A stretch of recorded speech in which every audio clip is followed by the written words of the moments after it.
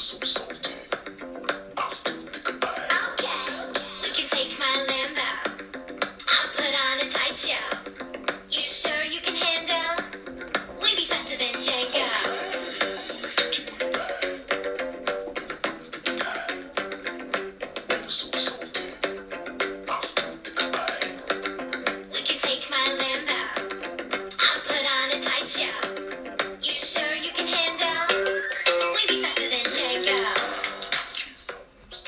여러분 안녕하세요. 발칙한 뉴스 정일이 아나운서입니다. 5.18 민주화운동 당시 시민군이 쓰던 카빈 소총에 맞아 사망한 시민 희생자가 단 한 명뿐이었다는 당시 사체 검안 의사의 증언이 최초로 공개됐습니다.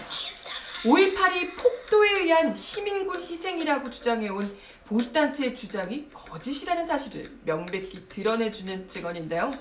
그런 가운데 5.18 최후 유혈 진압 작전에 보고받았던 전두환이 굿 아이디어다라고 칭찬을 했다는 사실이 드러나 분노를 자아내고 있습니다. 오늘 발칙한 뉴스 이 이야기들로 나눠보겠습니다. You sure you can handle? We be faster than Django.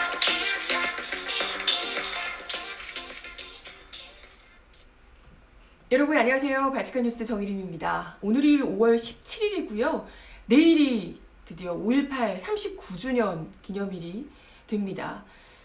참 이 39주년을 앞두고 그동안 정말 숱하게 어둠 속에 가려져 있던 의혹으로만 제기됐으나 제대로 알 길이 없었던 그날의 진실들이 이 증언자들의 목소리를 통해서 하나씩 좀 세상 밖으로 나오고 있는 것 같습니다.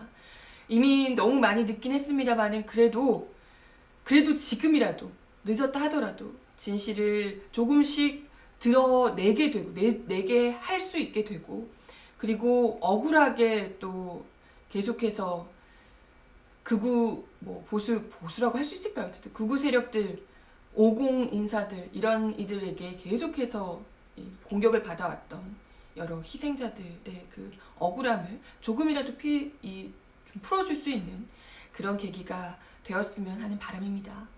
관련해서 좀 여러 언론사에서 앞다퉈 단독 기사들을 많이 내놓고 있더라고요. 그래서 오늘 발족한 뉴스에서도 이 단독들이 모아서 정리를 같이 한번 해보려고 합니다. 우선 바로 며칠 전에 제가 이 시민군을 향한 최초 발포가 있기 바로 직전에 그날 전두환 씨가 군용 헬기를 타고 광주로 직접 내려가서 바로 회의를 주재하고 그러고 나서 그 직후에 그 발포 명령인지 사살 명령이었다라고 얘기를 하던데 그 명령이 내려졌더라. 그래서 최초의 그 희생자가 발생을 했었다라는 이제 미 정보요원의 증언을 전해드린 바 있었는데요. 이를 뒷받침할 만한 증언이 어제 하나 더 나왔습니다. 집단 사격이 있던 그날 광주 가는 전두환을 목격했다는 증언이 나온 겁니다.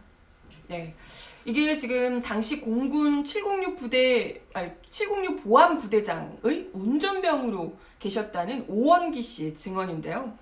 그날 전두환 씨가 용산 헬기장에서 공군 헬기를 타고 떠나는 것을 목격했다고 증언을 한 겁니다. 그때 알려진 바에 따르면 전두환 씨랑 같이 그 광주에서 회의를 했던 당사자들이 역시나 전두환 씨와 마찬가지로 육군 헬기 이런 걸 통해서 광주로 간 것으로 알려지고 있는데요. 전두환 씨 역시도 여기 용산 헬기장에서 공군 헬기를 타고 떠나는 것을 직접 목격했다라고 증언을 한 겁니다. 이건 미 정보요원인 김용장 씨의 증언과 정확히 일치하는 부분이죠. 관련해서 당시 보안부대장이었던 이 신동만 준장이 오원기 씨가 당시에 자신의 이 운전병이었다라는 사실을 맞다고 확인을 해줬고요. 그러면서도 전두환 씨가 그때 그 헬기를 타고 광주로 간 것이 맞냐라는 주장에 대해서는 얘기하긴 어렵다 이렇게 이야기를 하셨다고 합니다. 아니 근데 얘기하긴 어렵다라는 거면 맞다는 거 아닌가? 그 자체로 무언의 긍정하니까요. 네. 그런 가운데 오늘 또 충격적인 기사가 나왔습니다.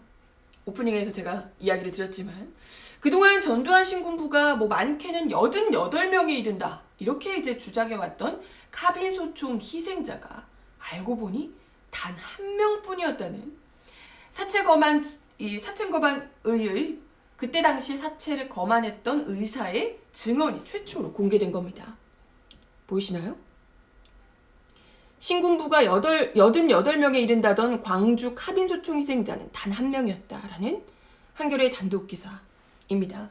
이게 무슨 뜻이냐면요. 그동안 50 인사들이며 극우 세력들이 계속해서 광주 희생자들이 그 군인에 의한 사망이 아니라 폭도, 무장한 폭도들이 아니면 북한군이 쏜 총에 의해서 사망한 거다. 이렇게 이제 주장을 해왔었거든요. 그러면서 이제 카빈소총 희생자가 이렇게 많은 게 이게 시민군, 걔네 폭도들이 쏜 총에 맞은 사람들이 이렇게 많은 거다. 이렇게 계속해서 주장을 해왔었죠. 그런데 그들의 이러한 주장이 알고 보니 카빈소총 희생자가 88명은커녕 1명이었더라. 최초에. 그렇게 이제 이야기를 그때 당시에 사체 거만이었던 의사가 직접 주장을 하시면서 증언을 하시면서 그들의 이 근거가 완전히 무너지게 되는 셈입니다. 바로 문형배 전 원광대 의대 교수신데요.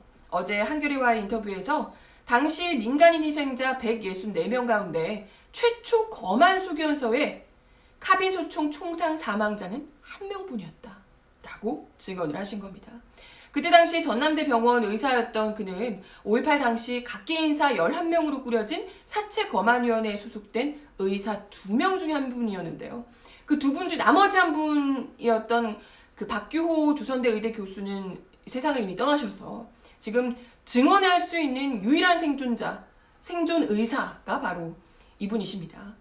근데 이 문영배 전 그 의사에 따르면, 전 교수에 따르면 당시 사체 검안위 위원들이 검찰, 경찰, 의사 등 49명이 참여했던 사체 검시관들이 1차로 작성한 소견을 바탕으로 사체 검안서를 작성했었다고 합니다. 근데 이 사체 검안에 참여한 의사들은 막 이렇게 자기가 다 그냥 확정지어서 얘기를 할 수 있는 게 아니라 그저 총알이 몸속으로 들어간 사입구 그리고 몸을 뚫고 나온 사출구 이거 외형적인 상태만 기록하도록 의사들에게 그렇게 이제 판단하지 말고 들어가서 나오는 이 구멍의 크기만 기록하도록 했었다고 합니다. 근데 보통 군인들이 가지고 있었던 M16 소총 같은 경우에는 사입구, 그러니까 들어가는 구멍보다 나오는 구멍, 사출구의 크기가 훨씬 더 컸대요. 그런데 이 시민군이 썼다고 하는 카빈 소총 같은 경우에는 들어가는 구멍과 나오는 구멍의 차이가 사입구와 사출구의 차이가 크지 않았다는 겁니다. 그래서 들어가고 나오는 구멍의 차이만 봐도 이게 어느 이 총으로 맞아서 사망한 이 희생자인지를 확인할 수 있었다는 거죠. 문 전 교수는 이와 관련해서 실제 탄환을 확인하기 전에는 그래도 정확한 분류는 불가능하지만 그래도 이 카빈 소총 사망자를 1명이라고 자기가 기억하는 이유는 당시 경찰관들이 사망 과정에 대해서 비교적 정확한 정보를 줬기 때문이다 라고 이야기를 하셨습니다. 그러니까 이 사망한 사람들이 구체적으로 어떻게 죽었는지까지 알고서 이 검안이 시행됐다는 얘기입니다. 그런데 이분이 기억하시기로 분명히 단 1명이었는데 카빈 소총 희생자는 단 1명이었는데 어찌된 일인지 1980년 8월 19일에 광주지검 분류에서는 28명으로 늘어났다가 1985년 5년 후죠. 10월 국무총리 국회 답변에서는 37명으로 늘어나고요. 28명, 37명. 그리고 1988년 소준열 전 전투교육사령부 사령관이 88명이라고 늘려서 답변을 하기까지 합니다. 1명이었는데 어떻게 88명까지 늘어났을까? 이 과정에서 정말 말도 안 되는 희생자 조작들이 일어났더라는 겁니다. 대표적으로 5월 20일 밤에 광주역 앞에서 공수부대가 최초로 쏜 M16 이 총을 맞고 사망했던 3명의 희생자 김만두, 김재수, 김재화 씨 이 3분 같은 경우에 카빈 소총 희생자로 버젓이 분류가 돼 있었다는 겁니다. 아니 이분이 다 뻔히 공수부대의 총을 맞고 쓰러진 걸 다 알고 있는 상황인데 이 사람들마저 카빈 소총? 아니 그럼 공수부대가 카빈 소총을 썼나? 이 말이 안 되잖아요. 심지어 그때는 시민들이 예비군 무기고를 털어서 이 카빈 소총으로 이 무장을 하기도 전이었다고 합니다. 그러면 시민들이 카빈 소총을 갖기도 전에 카빈 소총 희생자가 발생했다는 게 말이 됩니까? 이 말도 안 되는 억지인 거잖아요. 그걸 누가 조작을 했는가라는 거죠. 게다가 광주 교도소 앞에서 공수부대원들에게 총을 맞고 사망한 것으로 알려진 고규석, 임은택, 서만호 씨 등도 역시 카빈소총 사망자로 이름을 올렸다고 합니다. 이때 이 세 분 중 두 분과 같은 차에 탔다가 구사일생으로 목숨을 건진 것으로 알려지고 있는 이승을 씨의 증언에 따르면 군인들이 군용차를 가로로 세워서 길을 막고 이 타고 있던 사람들에게 내려서 총을 쐈다라고 하며 군인에 의한 희생이었음을 증언한 바 있습니다. 그런데 이분들이 대체 뻔히 군인의 희생이라는 것이 밝혀졌는데도 이런 사람들이 다 카빈소총 희생자로 분류가 돼 있더라는 거죠. 특히 당시에 사체검안위원회에 참여했던 김재일 목사의 증언, 1996년 이 당시 검찰 조사에서 증언한 내용이 또 눈길을 끄는데요. 이 김재일 목사께서는 희생자를 폭도와 비폭도로 분류를 할 때 보안과장이 전화하는 내용을 들은 거예요. 근데 보안과장이 위에서 80% 이상을 폭도로 만들어야 한다라는 전화를 받는 것을 들었다라고 진술을 하신 겁니다. 이게 이제 1996년 검찰 조사에서 김재일 목사가 증언을 한 내용인데요. 그러니까 5.18이 폭도끼리의 교전 때문에 시민들이 희생한 거다. 그러니까 시민군들이 지금 이제 문제다. 시민군들이 문제이기 때문에 군인들이 강제 진압을 할 수밖에 없다. 이렇게 이제 이야기를 하는 건데, 근데 그렇게 해놓고 보니까 카빈소총 희생자가 너무 적은 거예요. 막 한 명 막 이렇게 나오는 거니까. 그러니까 사체검안위를 통해서 카빈소총 사망자를 늘리려고 시도했던 것으로 추측이 되는 거죠. 뭐 여태까지 관련해서 50 인사들이며 극우 인사들이 정말 입에 침도 안 바르고 계속해서 했던 그 거짓말들, 그 숱한 거짓말들, 그 무장한 폭도들이 시민들을 죽여서 군인들이 강제 진압할 수밖에 없었다고 이렇게 정당성을 스스로 계속해서 주장해 왔었죠.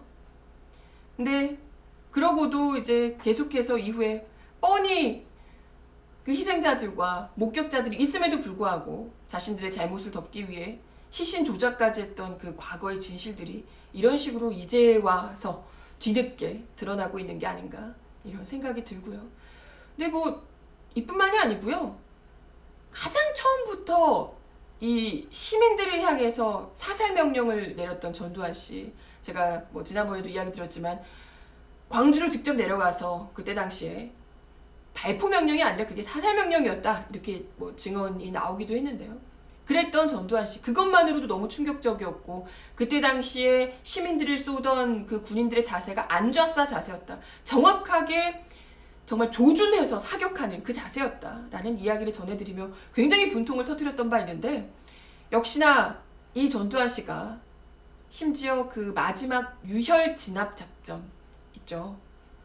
마지막에 그 남아있던 이 시민군들을 모두 다 그야말로 소탕하는 그런 작전을 세웠던 유혈 진압 작전과 관련해서 전두환 씨가 굿 아이디어라고, 여기 보이시나요? 각하께서 굿 아이디어라고 여기 나와 있습니다. 굿 아이디어라고 했더라는 그런 문건까지 공개가 됐더라고요. 어떻게 자국 국민들을 유혈 진압하는 그런 작전에 굿 아이디어라고 의견을 낼 수 있는가? 애초부터 사살 명령을 내렸던 것과 뭐 일맥상통하는 이 사람이 어떤 사람인지를 보여주는, 사람이 아니죠. 근데 어떤 악마인가를, 어느 정도 수준의 악마인가를 똑똑히 보여주는 그런 이 정황들이 하나 둘씩 드러나고 있는 게 아닌가 이런 생각이 들고요. 여기다가 굿 아이디어라니, 생각만 해도 너무 소름 돋지 않나요? 어떻게 여기다가 굿 아이디어래. 진짜 미친 게 아닌가 싶고요. 네. 처음부터 이 말 그대로 악마에게는 국민의 생명 따위는 뭐 자신의 권력욕 앞에 아무것도 아니지 않았을까? 그야말로 파리 목숨 수준이 아니었을까? 이런 생각이 들고요. 근데 참 이런 상황에서도 어떻게, 아니 최소한 사람이라면 이렇게 진실들이 막 드러나고 있는 상황에서도 전두환을 옹호하면서 그의 학살을 정당화할 수 있는 사람은 대체 어떤 사고, 어떤 가치관을 가지고 있는 사람일까요? 뭐 글쎄 그로 인해서 어떤 정치 사회적인 생명을 연명하고 있는 그런 파렴치한 학살 동조 세력이 아니라면 적어도 이 5.18의 진실 앞에 모두가 입 꾹 다물고 고개 숙여 진심 어린 사죄를 해야 되지 않을까. 아니 유구무원 아닐까요? 진짜 이런 상황에서. 그런데 자꾸 그 가벼운 입을 놀리면서 계속해서 자충수를 두고 계신 분이 또 요즘 화제더라고요. 바로 자유한국당 심재철 의원이신데 어제 사실 이 기사를 이야기를 드릴까 했었는데 제가 다른 뉴스를 전해드리느라고 말씀을 못 드렸었는데 오늘 후속 기사가 떴길래 관련해서 같이 이야기를 드리고자 합니다. 사실 이분이 그동안 5.18 유공자 명단을 공개하라고 하면서 알고 보니 그 당사자는 20년 전에 5.18 민주화운동 관련자로 인정돼서 3,500만 원의 정부 보상금을 받았다는 사실이 어제 경향신문 기사를 통해 공개가 됐습니다. 보이시나요? 5.18 피해자 사양했다던 심재철에 보상금 3,500만 원이 지급됐다라는 기사. 네. 이것도 본인이 사양했다고 이야기를 했었어요. 차라리 말을 말지. 사양했다고 얘기하고 그리고 5.18 유공자 명단을 공개하라고 그렇게 이야기를 하셨던 모양인데 그렇게 해놓고 알고 보니 본인이 보상금을 받았던 당사자였더라는 황당한 이야기. 근데 그게 받았다는 게 문제가 아니고요. 당연히 어쨌건 그때 당시에 심사를 거쳐서 그때 당시 지금의 심재철 의원과는 달랐던 그 당시의 심재철이라는 사람에게 충분히 줄만한 이유가 있었기 때문에 심사를 거쳐서 줬겠지만 이게 줬다는 게 문제가 아니고 받았다는 게 문제가 아니고요. 아니 자기도 받아놓고 자기는 안 받은 것처럼 거짓말을 하고 어떻게 명단 공개하라고 자기는 사양했다는 식으로 얘기하면서 명단을 공개하라고 이런 얘기를 하는 것 자체가 너무 좀 황당하다. 이런 게 핵심인 거잖아요. 경향신문은 어제 이 기사를 통해서 5.18 민주화운동 유공자 명단을 공개해야 한다고 주장하고 있는 심 의원이 지난 1998년 5.18 피해자로 인정돼서 정부 보상금 3,500만 원을 받은 사실을 그동안 공개하지 않았다고 보도를 했습니다. 그러니까 정부로부터 5.18 피해자로 인정돼서 보상금까지 받은 심 의원이 이를 숨긴 채 법에 따라 아예 공개할 수 없도록 되어 있는 5.18 유공자 명단을 공개하라고 얘기하고 있는 것 자체가 굉장히 아이러니하다는 상황을 이 기사가 지적하고 있는 내용이었습니다. 그런데 이 기사가 나와서 막 논란이니까 심재철 의원이 이번에 또다시 황당한 해명을 내놓은 겁니다. 심 의원 측이 어제 입장문을 내고요. 경향신문은 심재철 의원이 5.18 광주민주화운동 보상금 3,500만 원을 받았다며 그것이 마치 부도덕한 일인 것처럼 특종이랍시고 단독 보도까지 표시해서 부풀렸다. 본 의원보다 3.5배 많은 액수의 보상금을 받은 이해찬 씨가 있다. 마치 본 의원 개인의 문제가 있는 것처럼 말하는 것은 여론 왜곡이다. 이렇게 얘기를 한 겁니다.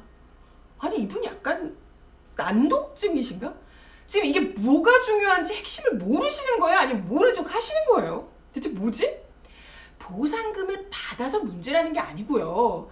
대기 많이 받았다 이게 문제가 아니고요. 지금 본인도 보상금을 받은 당사자면서 그 사실을 숨기고 명단을 공개하라 운운하는 게 말이 안 된다는 점을 지적한 거잖아요. 여기 이해찬 의원 또 뭔 상관이야 대체? 완전 여기다가 나보다 이해찬이 더 많이 받았는데 왜 나만 갖고 그래? 이렇게 말하는 것 자체가 초딩도 아니고 진짜 뭐 하자는 건지. 당연히 심재철 의원보다 많이 받으셨죠. 이해찬 의원이 김인선 대표가. 왜냐하면 심재철 의원보다 이해찬 의원이 구금된 기간이 무려 8배나 길었으니까. 보이시나요? 4개월 수감 심재철, 32개월 수감 이해찬. 5.18 보상금 차이 당연. 네, 그렇답니다. 지금 기사에 따르면 5.18 피해자로 인정이 되면 생활지원금과 위로금 그리고 구금 일수 보상금 등이 지급이 된다고 하는데요. 여기서 중요한 기간이 바로 구금 일수라는 겁니다. 1980년 6월 30일에 자수를 한 심재철 의원은 형은 5년형을 선고받았는데 그해 11월 4일에 특별사면으로 바로 풀려났습니다. 그때 구금 일수가 124일이었다는 거예요. 4개월 정도. 그러나 이해찬 대표는 1980년 5월에 연행이 돼서 징역 6년을 선고받고 2년 반여가 흐른 뒤인 1982년 12월 24일 형 집행정지로 풀려나게 됩니다. 구금 기간만 무려 32개월, 심재철 의원 4개월보다 무려 8배나 많은 기간이었다는 거죠. 아니 그럼 당연히 구금 일수를 중심으로 기준으로 보상금을 책정하는데 당연히 자기보다 자기 4개월 있다 나와놓고 32개월 있다 나온 사람이랑 자기가 돈 똑같이 받으려고 했어? 진짜 파렴치하네요. 뭐야 대체. 아니 이런 당연히 그 기준상으로 보상금이 높을 수밖에 없는데도 이런 사정을 그냥 쏙 뺀 채 총액만에 비교하면서 나보다 이해찬 의원이 더 많이 받았는데 왜 나한테 그러냐고 그럴만 하잖아요. 그리고 그걸 받은 게 문제가 아니라는데도 아무튼 뭐 그렇게 얘기를 하시니까 그래서 무슨 마치 돈을 더 많이 받은 사람이 부도덕한 것처럼 이야기를 하는 것 자체가 얼마나 이 사람이 그 편협한 사고로 이 사안을 보고 있는가를 똑똑히 보여줍니다. 아니 뭐야 이해찬 의원보다 돈 적게 받아서 아쉬웠다 이겁니까? 뭐야 대체. 그리고 5.18 관련자 인정은 기본적으로 본인이 신청을 해야만 심사에 들어간다고 해요. 그런데 심의원은 자기가 신청한 게 아니고 뭐 일괄 보상이 됐다 이런 식으로 계속해서 주장을 하고 계시더라고요. 글쎄 그걸 뭐 누가 어떻게 피해를 받는지 다 알 필요 없을 텐데 그걸 본인이 신청도 안 했으면 어떻게 다 그걸 보상을 했을까요? 또 본인 동의도 없이 그냥 막 돈을 들이밀었다는 얘기인가? 이 말이 되나요? 관련해서 광주시는 원래 본인 신청을 통해서만 되는 게 맞는데 혹여라도 심재철 의원이 그렇게 주장을 하니까 혹여라도 일괄 보상이 이루어진 게 있는지 확인을 해보겠다라고 광주시가 이야기를 했다고 합니다. 네, 뭐 이참에 확실하게 밝혀지고 가면 좋을 것 같아요. 심재철 의원도 이런 뭐 의심을 받고 이런 걸 싫어하실 것 같으니까 제대로 좀 밝혀주셨으면 좋을 것 같고요. 근데 뭐랄까 참 이런 분들 심리가 잘 이해가 안 가요. 심재철 의원 같은 경우에. 아니 어쨌건 학생 운동을 하다가 변절하신 거잖아요. 변절을 해서 지금 그렇게 가신 거잖아요. 아니 그러면 기본적으로 그때 그 같이 했던 동료들에 대한 좀 죄책감이나 부끄러움 이런 게 없을까요? 저 같으면 그쪽 얘기는 아예 안 하고 싶을 것 같은데 그렇지 않나? 이래서요 사람이 기본적으로 부끄러움, 수치심 이런 게 좀 있어야 합니다. 왜 짐승과 사람이 다른 점이 그런 거라고 하잖아요. 부끄러움을 안다라는 거. 하지만 또 내일 정말 인간으로서의 기본적인 수치심도 없는 이들이 그 자해 공갈 쇼를 하겠다고 광주를 찾겠다고 하죠. 계속해서 누누이 우리가 그 전에 5.18 전에 광주 망원 그 5.18 망원 의원들을 제대로 징계하고 최소한 그거라도 하고 가라 라고 얘기를 하는데도 여전히 뭐 국회 핑계 대면서 감감무소식이시고 본인도 뭐 그럴 의지가 없으신 것 같은데 과연 자유한국당 황교안 대표가 거기 가서 또 어떤 쇼를 벌이실지 짐짓 걱정이 됩니다. 네. 그래도 참 우리 광주 시민분들이 얼마나 그걸 지켜보면서 진짜 화가 치밀겠어요. 어딜 감히 여기를 어디라고 오냐 이런 생각을 하실 것 같은데 정말 분노가 막 치밀어 오르시겠지만 그래도 또 자해 공갈 쇼에 우리가 또 말려들면 안 되니까요. 광주 시민분들께서 잘 또 늘 그래왔듯이 잘 대처를 해주실 거라고 믿습니다. 아유 진짜 정말 시험에 들게 하네요. 아주 시험에 들게 하네. 때려봐 이러면서 계속 자해 공갈 쇼를 하고 계신데 아유 이러면 이럴수록 지금 자유한국당 지지율이 꽤 많이 떨어졌다고 떨어졌는데도 30%라고 하는데 어찌됐건 그 망원 사태 뭐 이후에 또 5.18 뭐 이런 진실들이 막 밝혀지고 뭐 이러는 과정에서 지지율이 약 4%가량 떨어졌다고 하더라고요. 자유한국당. 네. 더 제대로 이기는 방법은 이런 게 아닐까 이런 생각이 듭니다. 아무튼 분노가 치밀어 오르시겠지만 조금만 더 힘내시고 참으시고 속병 생기실 것 같아. 아무튼 내일 5.18 행사도 기념식도 잘 치를 수 있기를 바라겠습니다. 잘 치러지겠죠. 별탈 없이 잘 치러지길 바라겠습니다.